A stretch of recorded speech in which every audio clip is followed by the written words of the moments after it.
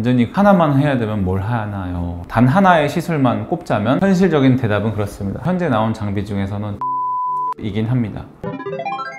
안녕하십니까. 라이프 오브 엠랜드의 고범준 원장입니다. 오늘은 리프팅에 관해서 조금 더 심도 있게 설명을 해드리려고 합니다. 많은 고객분들이 저한테 찾아오셔서 상담을 하시게 되는데 리프팅에 관해서 여러 가지 좀 오해를 많이 갖고 계세요. 그래서 예를 들자면 나는 이 리프팅이 맞다, 나는 이게 안 맞다, 나한테 맞는 건 뭐냐, 이런 질문들을 많이 하시는데 맞는 건 없다라고 설명을 드려요. 개인적으로 어떤 리프팅 장비가 누구에게 더 적합하다, 이런 건 굉장히 좀 위험한 생각인 것 같고, 모든 장비들이 다 각각 고유의 목적이 있고 그거를 적절하게 배합을 했었을 때 가장 최선의 결과를 도모할 수 있는 것 같습니다. 그렇기 때문에 저는 항상 많은 리프팅 장비를 다양한 방법으로 쓰는 걸 좋아한다고 말씀을 드리고 있고요. 예를 들자면 저희가 대표적으로 리프팅 장비라고 생각하는 것들이 총 4가지 정도가 있습니다. 흔히들 이제 전통의 강자로 볼 수 있는 울세라 서마지가 그렇고, 저희가 최근 한 5, 6년간 많이 사용하고 있는 튠페이스와 티타늄도 메인급 장비라고 볼 수 있겠습니다. 울세라와 서마지는 기본적으로 조금 상대적인 고온을 써요. 울세라 서마지를 하게 되면 피부 진피층이나 이제 피하 지방층의 온도가 70도 이상으로 올라갑니다. 이렇게 온도가 높아졌을 때는 단백질의 변성이 일어나요. 그거를 의도된 절제된 손상이라고 표현을 해드리고 있습니다. 이렇게 의도된 절제된 손상을 통해서 회복을 시키게 되고, 그 회복이 뒷받쳐졌을 때 비로소 결과가 나오게 되고 리프팅이 되는 원리입니다. 울세라는 조금 더 윤곽을 바꿔줄 수 있고 리프팅에 좀 더 초점이 맞춰져 있다면, 서마지는 조금 더 이제 얕은 층으로 들어가기 때문에 진피층의 탄력 위주로 보시면 될 것 같아요. 어쨌든 두 장비 다 꽤나 고온을 사용하고 있고 회복이 따라주지 않으면 결과값이 좋지 않을 수 있습니다. 그렇기 때문에 이제 울세라나 서마지를 하시고 만족을 못 하시는 경우들이 덜어 있는 것 같아요. 그거는 아마도 충분하지 못한 열량과 휴식과 회복 때문에 좋지 못한 결과를 얻으신 걸 수도 있습니다. 반면에 튠페이스나 티타늄은 상대적으로 저온을 씁니다. 40도에서 한 42도 정도가 되는 온도로 저희는 시술을 해드리고 있는데, 열탕 정도의 온도죠. 이 정도의 온도로서는 단백질의 막 변성까지 일어나진 않습니다. 하지만 그 주변에 있는 세포들의 자극과 또 여러 가지 효소 활동이나 이런 것들을 통해서 콜라겐 생성은 자극은 줄 수 있습니다. 그렇기 때문에 튠페이스나 티타늄은 울세라 서마지에 비해서 비교적 빈도가 있게 시술을 하게 되고 시술도 더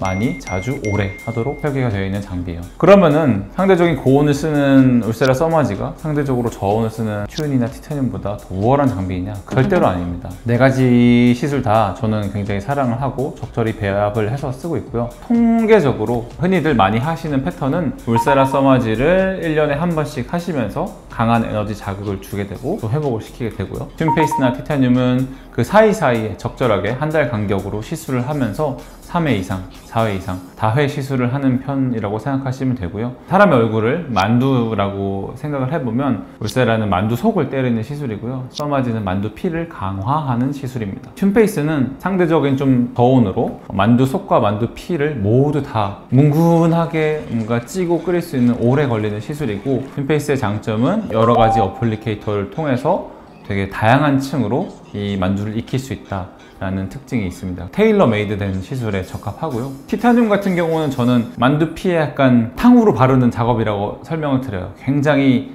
예뻐집니다. 만두가 빛나고 하얘지고 예뻐집니다.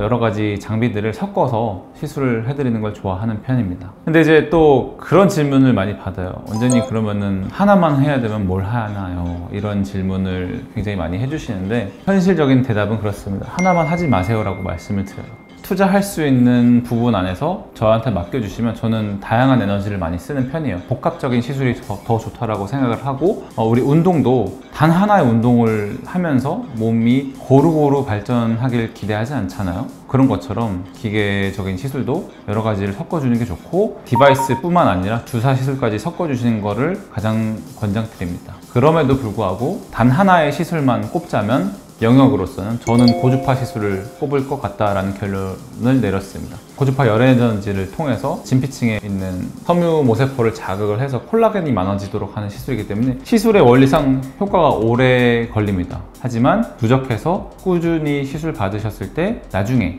전혀 안 늙었네? 이런 피드백을 받게 되는 시술인 거죠. 저는 그 중에서도 지금 현재 나온 장비 중에서는 제 얼굴에 가장 많이 쓰고 있는 건 튠페이스이긴 합니다. 왜냐하면 아까 말씀드렸듯이 비교적 낮은 온도를 쓰기 때문에 통증이 훨씬 덜 하고요. 여러 층의 에너지를 이제 골고루 분산시킬 수 있어서 전방위적으로 좋아지기 편해요. 두 번째로, 그러면은 주사 시술은 하나만 받으면 뭘 받을까요? 이런 질문을 많이 하시고 저도 많이 상상을 하게 되거든요. 그렇게 되면은 저는 이제 주사 시술로서는 콜라겐 부스터 영역의 시술을 할 것 같아요. 현재로서는 스컬트라가 가장 좋다라고 생각을 합니다. 이후에 뭐 튠페이스나 스컬트라보다 더 뛰어난 제품들이, 더 뛰어난 기계들이 나오게 된다면 제가 제품은 바꿀 수 있겠죠. 근데 영역 자체는 고주파 영역과 콜라겐 부스터 영역은 계속 이어나가서 할 것 같습니다. 피부가 좋아지기 위해서는 적절한 자극이 있어야 되고, 그 자극이 너무 옅어서 변화를 일으키기 어려운 정도의 수준의 낮은 자극이면은 피부는 좋아지지 않습니다. 적절히 선을 타는 자극이 들어가야 돼요.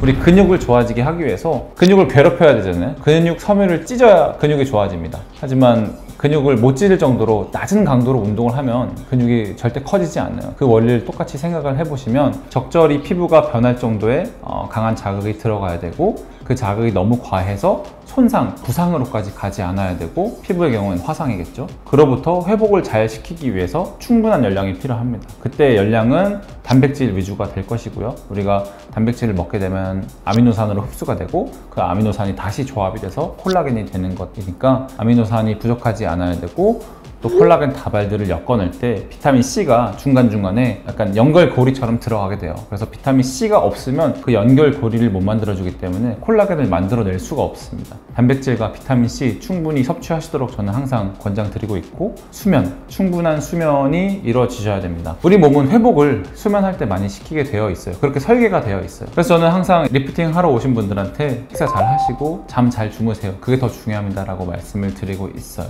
그렇지 않으면 오늘 하는 건 저는 그냥 손상을 시켜드리는 작업일 뿐입니다 라고 말씀을 꼭 드리고 있거든요. 시청하신 분들도 도움이 되셨으면 좋겠고요. 더 궁금한 부분이 있으시면 댓글로 달아주시고 저를 찾아주시면 개개인에 맞춰서 어떤 시술을 먼저 하는 게 좋은지 추천해 드릴 수 있을 것 같아요. 많은 관심 가져주시고 다음 시간에 뵙도록 하겠습니다. 감사합니다.